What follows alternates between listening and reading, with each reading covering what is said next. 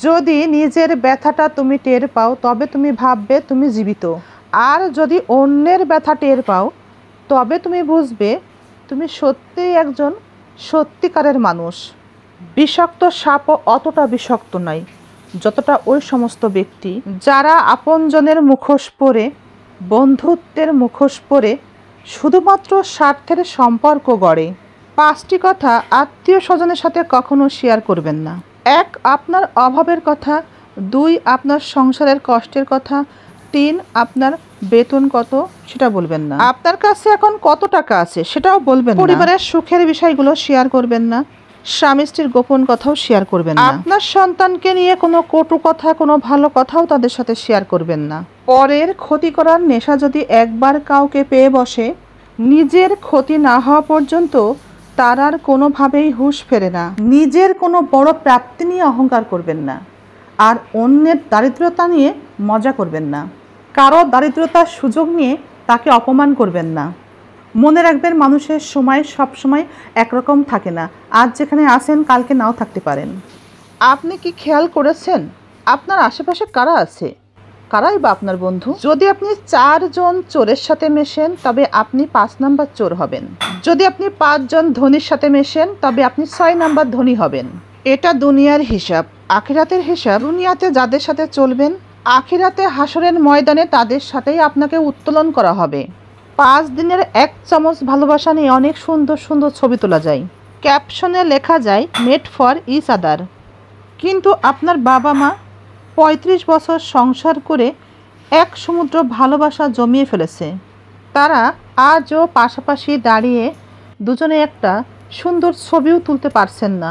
ওনাদের পোজ শিখিয়ে দিতে হচ্ছে। মায়া ত্যাগ করা কষ্টের হলেও মায়া ত্যাগ করতে শিখুন। মায়া ত্যাগ করতে শিখলে কষ্ট কমে যাবে। কারণ মায়া নেশার থেকেও ভয়ঙ্কর। সবাই একই ব্যবহার পাওয়ার যোগ্য না। সবাইকে তাই ততটুকুই সম্মান দেখাতে হবে, আর ভিন্ন ভিন্ন আচরণ করতে হবে। সব মানুষ একই রকম হয় না, তাই সবাই একই রকম ব্যবহার পাওয়ার যোগ্যতাও রাখে না। রবীন্দ্রনাথ ঠাকুর বলেছেন, আপন যখন পর হয় তখন তাকে সম্পূর্ণভাবেই ত্যাগ করতে হয়, এছাড়া আর কোনো গতি থাকে না। পরিবারের সাথে সবসময় সময় কাটান। পরিবারের সাথে সময় কাটানো এবং খাওয়া দাওয়া করা অনেক বেশি গুরুত্বপূর্ণ। একজন পুরুষের আশেপাশে যত নারী থাকুক না কেন, সে তার স্ত্রীকেই ভালোবাসে, সে তার সংসারকেই ভালোবাসে, সংসারকেই যত্নে রাখে। পুরুষ তার শখের নারীকে কখনোই তার রূপের জন্য ত্যাগ করে না। পুরুষ তার শখের নারীকে ত্যাগ করে তার চরিত্র খারাপের জন্যে। কি মনে করেন সবসময় স্ত্রীদের কারণেই স্বামীরা বদলে যায়? এটা কিন্তু সবসময় ঠিক না।